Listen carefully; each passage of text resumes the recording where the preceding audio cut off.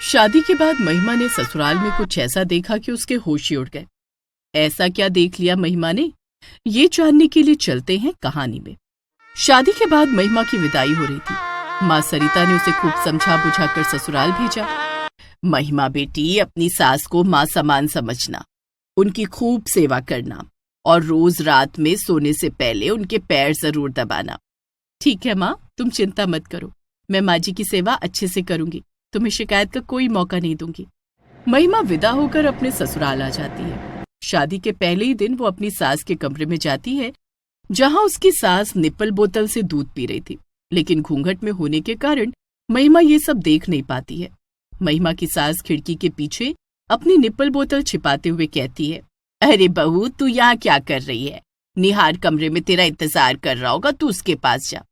नहीं माँ जी, मैं सोने से पहले आपके पैर दबाने आई हूँ। शादी की रस्मों की तैयारी करते करते आप बहुत थक गई होंगी ना, लाइए आपके पैर दबा दूं। नहीं बहू, तू रहने दे, मेरे पैर में दर्द नहीं है।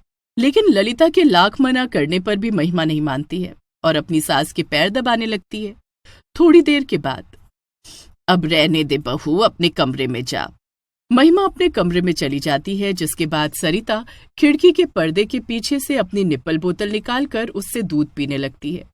इतने में उसके पति नीलेश कमरे में आ जाते हैं। सरिता, अब तो घर में बहू आ गई है, कुछ सालों में तुम दादी बन जाओगी। ये निप्पल बोतल अपने पोते पोती के लिए छोड़ दो। नहीं छोड़ सकती। आप तो जानते हैं कि जब तक मैं निप्पल बोतल से दूध नहीं पीती मेरा पेट नहीं भरता है। और जब बहू को पता चल जाएगा तब? मैं बहू को पता ही नहीं लगने दूंगी, मैं अपने कमरे में दूध पिया करूंगी। सरिता निप्पल बोतल से दूध पीकर बोतल खिड़की के पर्दे के पीछे रखकर सो जाती है। अगली सुबह महिमा अपनी सास के कमरे में जाकर सफाई करने लगती है। वो खिड़की का पर्दा हटाने वाली थी कि वहां सरिता आ जाती है। अरे महिमा बहू, तू यहाँ क्या कर रही है? माँ जी, मैं घर की सफाई कर रही हूँ, देखिए ना आपकी खिड़की पर कितनी धूल जमी हुई है। पागल हो गई है क्या बहू? कल ही तो तेरी शादी हुई है, अभी तो तेरे हाथों की मेहंदी भी नहीं उतरी, अभी से घर के काम में लग गई। अभी तुझे काम करने की कोई जरूरत नहीं है, तू अपने कमरे में जाकर आराम कर। लेकिन माँ जी, मैं अपने कमरे में बोर हो रही हूँ, निहार अपने दोस्तों से मिलने चले गए हैं, मैं अकेली क्या करूंगी?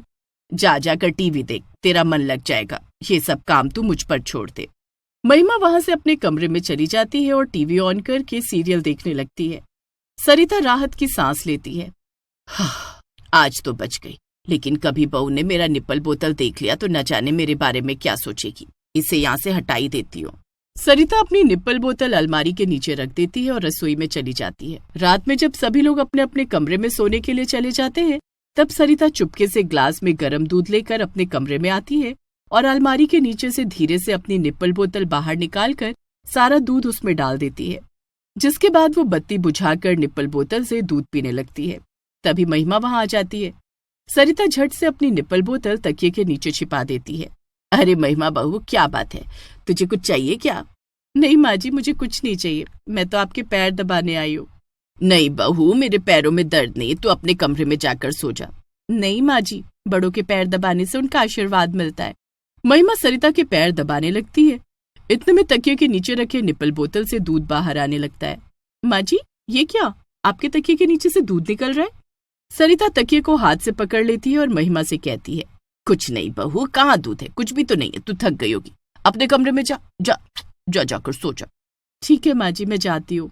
महिमा चली जाती है, जिसके बाद सरिता तकिए के नीचे से अपना निप्पल बोतल बाहर निकालती है, जिसमें से आधा दूध निकलकर बह चुका था। महिमा के चक्कर में दूध नहीं पी पाई, चादर भी बदलनी पड़ेगी।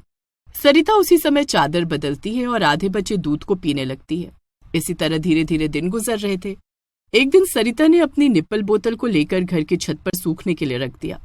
महिमा बहू तो छत पर आती नहीं, निप्पल बोतल पर उसकी नजर नहीं पड़ेगी। लेकिन उस दिन घर में बिजली चली जाती है और गर्मी से परेशान होकर महिमा छत पर आ जाती है। उसकी नजर निप्पल बोतल पर पड़ती है। घर में कोई बच्चा नहीं है, फिर ये निप्पल बोतल किसकी है? उसी समय सरिता भी छत पर आ जाती है। बिजली ने तो हद ही कर दी है, घर में इतनी गर्मी हो रही है कि पूछो मत। सरिता की नजर महिमा पर जाती है, जो अपने हाथों में निप्पल बोतल लेकर सरिता को सवालिया नजरों से घूर रही थी। तू मुझे ऐसे क्यों घूर रही है बहू? माँ जी, ये निप्पल बोतल किसकी है? मुझे क्या पता, पड़ोस के किसी बच्चे की होगी या गलती से आ गई होगी। ठीक है, मैं इसे पड़ोस में देकर आती हूँ। तू क्यों जाएगी? जिसकी होगी वो खुद लेने आ जाएगा। ला मुझे दे दे। सरिता महिमा के हाथ से निप्पल बोतल ले लेती है और मन ही मन सोचती है, ये निप्पल बोतल किसी दिन मेरी पोल खोल कर ही रहेगी। सरिता निप्पल बोतल लेकर घर में आ जाती है। अरे निहार की माँ, इतनी घबराई हुई क्यों हो? और अब क्या छत पर जाकर निप्पल बोतल से दूध पी रही थी? आप चुप रहिए, कुछ भी बोलते रहते हैं।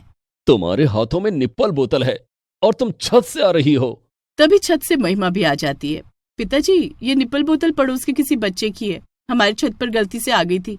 लाइए माँ जी, मैं ये बोतल वापस करके आती हूँ। नहीं बहू, तू रहने दे, तेरे पिताजी से वापस कर देंगे। सरिता निप्पल बोतल अपने पति के हाथों में देती है और आंखों से इशारा करती है। ठीक है, मैं इसे वापस करके आता हूँ। नीलेश घर से बाहर आ जाता है और निप्पल बोतल को अपने कुर्ते की जेब में रखकर थोड़ी देर बाद वापस लौट आता है। वो कमरे में जाकर सरिता को उसकी निप्पल बोतल देते हुए कहता है, तुम्हारी ये आदत कब छूटेगी? मैं कोशिश तो बहुत कर रही हूँ लेकिन नहीं छूट रही, क्या करूँ? कहीं ऐसा ना हो कि कुछ महीने के बाद तुम अपने पोते के साथ मिलकर निप्पल बोतल से दूध पियोगी। तो इसमें बुराई ही क्या है?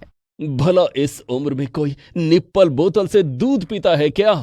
आपसे कितनी बार कहा है कि मुझे मेरी उम्र का ताना मत दिया कीजिए। मेरी उम्र भले ही हो गई है लेकिन दिल अभी भी बच्चे का है, इसीलिए तो मेरी आदत नहीं जाती। सरिता और नीलेश की बातें महिमा सुन लेती है।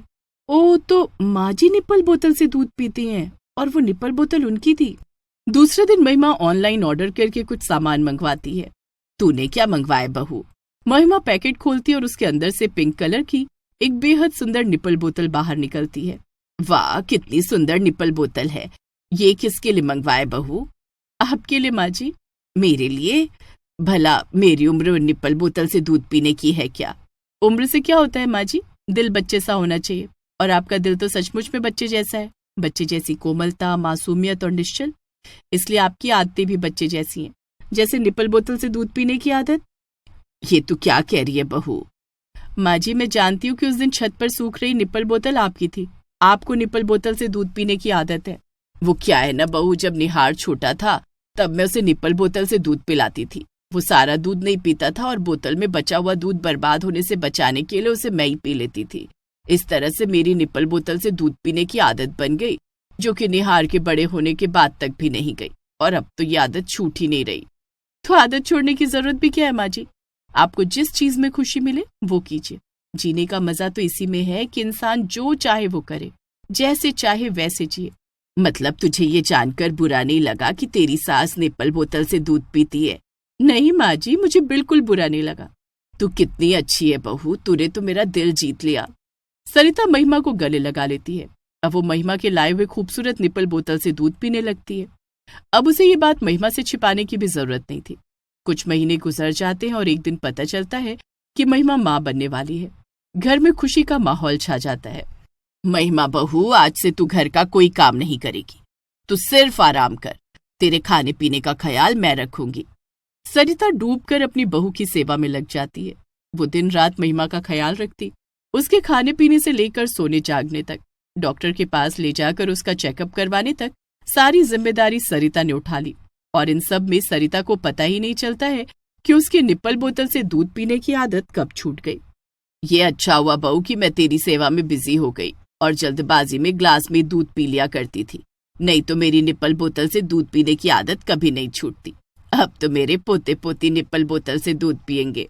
माँ जी, किसी से जबरन उसकी कोई आदत छुड़वाने से अच्छा है कि वो इंसान खुद अपनी आदत छोड़ दे और उसे पता भी न चले। तू ठीक कह रही है बहू। कुछ महीनों के बाद महिमा एक प्यारे से बेटे को जन्म देती है। सरिता अपने पोते को पाकर बहुत खुश होती है। Please subscribe this channel.